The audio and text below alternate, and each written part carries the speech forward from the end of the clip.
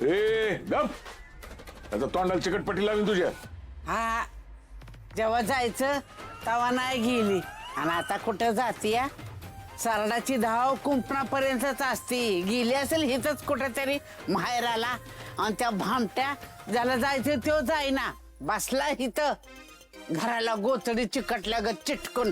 म्हातारे लागली का तुला गोपाळची उचकी? उचकी लागून माझं काय वजन हलकं करतंय वय तो मुडदा. त्याचा मुडदा बसावला त्याचा लवकर.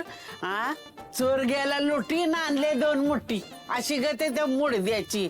त्याच्या किरडीचा ढासाळा बांबू त्याच्या पालखीचा निघाला धूर. अगं म्हातारे जरा तोंड बंद ठेव तुझं.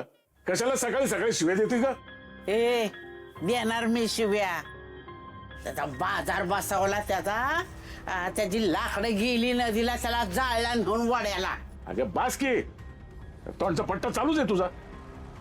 अहो आप्पा, आजी आहे ती माझी. तिने मला शिवाय दिलेलं काय सुद्धा वाटत नाही.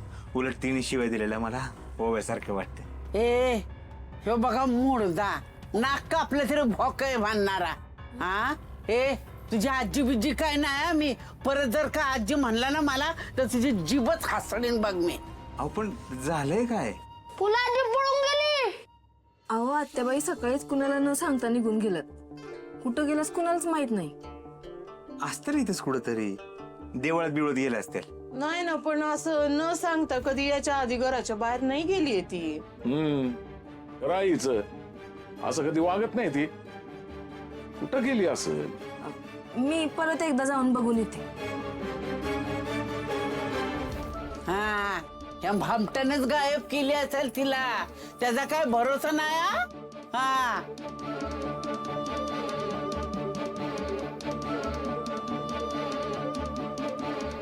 नाही येत बाहेर त्या.